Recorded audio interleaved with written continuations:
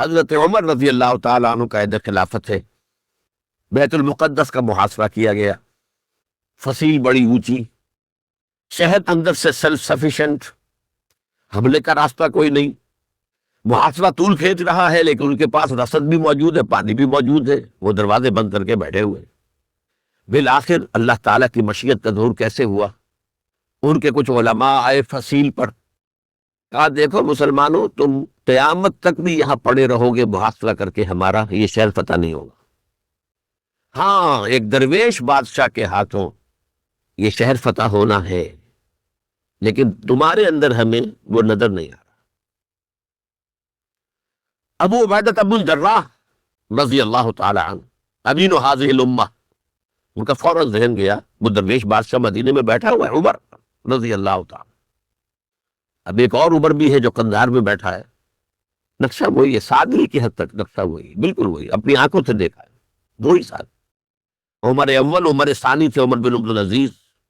اب ایک اللہ کے فضل سے اللہ تعالیٰ ایدہ اللہ بنصرتہ، اللہ تعالیٰ ان کی نصرت فرمائے، دشمنوں کو ان کے مقابلے میں نیست و نابود کرے۔ انہوں نے ریکویسٹ بھیج دی کہ حضور تشریف لائیے، یہ شہر فتح ہو جائے گا۔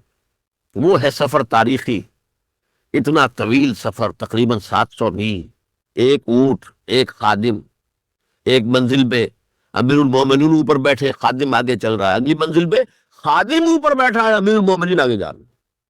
اور جب پہنچے ہیں تو وہ باری تھی خادم کی، انہوں نے ہاتھ جوڑ دیا، حضور خدا کے لیے تم کیا کہیں گے لوگ، وہ میرا برا حال کر دیں گے، تمہیں شرم نہیں آیا؟ امیر المومنین پیدل آگے چل رہے ہیں نکیل پکڑ کر، اور تم بیٹھے ہو اوپر براجمان ہو۔ حضرت عمر فرمایا دورو دورو، نہیں، باری تمہاری ہے، بیٹھ۔ اس حال میں پہنچے، اور پھر یہ کہ ابو عبیدہ بن الجراح آئے ہیں، استقبال کیا ہے تو دیکھا ہے اس حال میں چلے آ رہے ہیں، عمر نکیل پکڑے ہوئے چلے آ رہے ہیں، اور کہتے ہیں کہ کہیں کیچڑ ویچڑ تھا، جوتے خراب ہو گئے تھے، وہ بھی اتار کے ہاتھ میں پکڑے ہوئے، کپڑے تو تھے ہی پھٹے ہوئے۔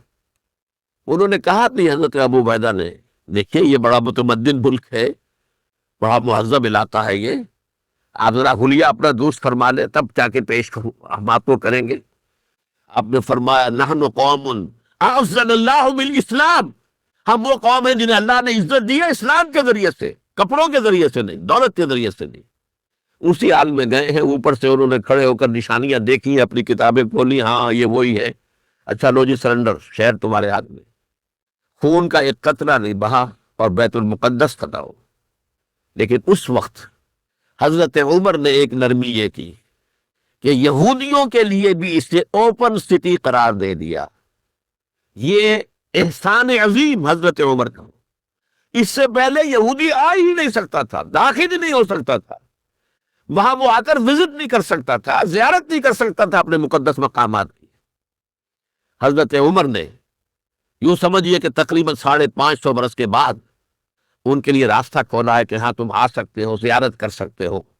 لیکن یہ عیسائیوں نے لکھوایا معاہدے کے اندر، انہیں یہاں آپ آباد ہونے کی اجازت نہیں دیں، لیکن کم وزٹ دی پلیسز، دیکھیں زیارتیں کریں اور جائیں۔ یہ معاہدہ حضرت عمر کا ہے رضی اللہ تعالی، جو پھر خلافت راشدہ کے بعد بنو امیہ نے بھی اس کو آنر کیا، بنو عباس نے کیا۔ پھر جو ہمارے یہ ترکوں میں اندر خلافت آئی تو ترک خلفاء نے بھی اس معاہدے کی پوری پابندی کی۔ فلسطین میں آ سکتے ہیں یہودی، صرف زائرین کی حیثیت سے، وہاں آباد نہیں ہو سکتے۔ اب آئیے اگلا دور آیا حضرت عثمان کا دور خلافت۔ یہ ہے وہ وقت کہ اب یہود نے امت مسلمہ کی پیٹھ میں چھڑا ڈھونڈا۔ وہ کیسے؟ ایک یہودی عبداللہ ابن سبا اسلام کا لبادہ اوڑھ کر آ گیا، معاشرے کا جائزہ لے لیا، ان میں بنو ہاشم اور بنو امیہ میں جو پرانی کشاکش تھی اس کے کچھ نہ کچھ جراثیم باقی ہیں، اگر ان کو ذرا بھڑکا دے تو مسلمانوں میں انتشار پیدا ہوتا ہے۔ کہا یہ عثمان کون ہے؟ یہ تو بنو امیہ میں سے ہے، یہ حق تو بنو ہاشم کا ہے، خلافت ان کے پاس ہونی چاہیے، محمد کے تو رشتہ دار وہ ہیں صلی اللہ علیہ وسلم۔ عوام الناس کے اندر بات پھیلنی شروع ہو جائے۔ پھر ایک بڑی سازش کے انداز میں حضرت عثمان کے خلاف پروپیگنڈا، حضرت عثمان کے جو عاملین تھے، گورنر تھے، ان کے خلاف پروپیگنڈا، اور ایسی ہوشیاری کرتے تھے کہ کوفے میں کوفے کے حاکم کے خلاف کچھ نہیں کہنا، اجی مصر میں یہ ہو رہا ہے، اجی شام میں یہ ہو رہا ہے، اجی یہ جو عثمان ہے وہ یہ کر رہا ہے، یہ ظلم ہو رہا ہے، یہ لوٹ مار ہو رہی ہے، یہ خیانتیں ہو رہی ہیں۔ اب نہ تو اس زمانے میں مینز آف کمیونیکیشن، کیسے تصدیق کریں؟ افواہیں تو آپ آج کراچی کے اندر شروع ہو جائے تو پتہ نہیں چل سکتا کسی کو کہ کیا اس میں صداقت ہے کیا جھوٹ ہے۔ اور بری بات جو ہے فطرت انسانی کی کمزوری ہے، وہ فوراً قبول کرتا ہے، کسی کے بارے میں اچھی بات ماننے کو تیار نہیں ہوتا، لیکن بری بات تو فوراً تیار۔ بہرحال یہ فتنہ انہوں نے اٹھایا، حضرت علی کی الوہیت کا فتنہ اٹھایا، حضرت عثمان کے خلاف الفتنۃ الکبریٰ برپا کیا، حضرت عثمان شہید ہوئے۔ اس کے بعد 5 برس تک مسلمان ایک دوسرے کی گردنیں کاٹتے رہے، باغی خانہ جنگی ہوئی، امت پر وہ زخم لگایا ہے جو آج تک جس سے خون رس رہا ہے۔ یہ شیعان عثمان اور شیعان علی تھے، جو بعد میں پھر سنی اور شیعہ ہو، اور آج تک فتنہ کس نے جگایا؟ ایک عبداللہ ابن سبا یہودی اور اس کے کارندے، شیطان کا ایجنٹ، اور انسانوں میں سے بھی اس کے جو بھی حواریین تھے اور شیطانوں کے اندر سے بھی جو تھے، انہوں نے بھی اس آگ کو بڑھایا۔ یہ آپ سوچ لیجئے کہ یہ کس نے وہ زخم لگایا؟ یہودی۔ اگلا دور آیا، خلافت راشدہ ختم ہوئی، بنو امیہ کا بھی دور کافی گزر گیا۔ طارق ابن زیاد 712 عیسوی میں حملہ کرتے ہیں اسپین پر۔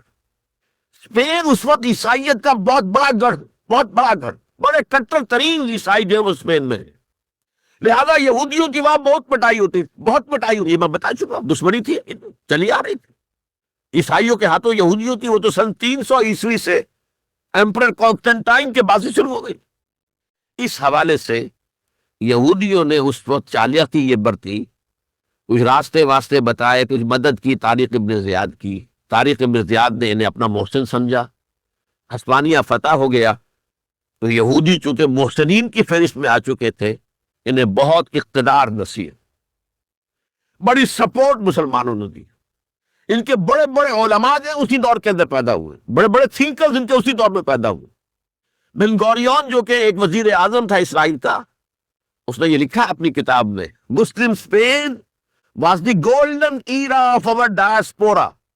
وہ ڈائسپورا جو 70 عیسوی سے شروع ہوا تھا اور 1917 عیسوی تک جاری رہا ہے، اس میں سے گولڈن ایرا ہمارا جو تھا وہ مسلم اسپین تھا۔ ہسپانیہ میں بیٹھ کر ہم نے عیش کیے، لیکن وہاں سے انہوں نے اور جو کچھ کیا، یہ تو داستان کے تو بہت سے گوشے ہیں، لیکن میں جس اسٹریٹ لائن میں چل رہا ہوں اس کے اعتبار سے ایک بات سمجھ لیجئے، وہاں بیٹھ کر انہوں نے اب عیسائیت کی پیٹھ میں چھڑا گھونپا، پروٹیسٹنٹ مذہب پیدا کیا، تقسیم کر دیا، جیسے شیعہ سنی کی تقسیم، عبداللہ ابن سبا، رومن کیتھولک اور پروٹیسٹنٹ کی تقسیم، یہودی علماء۔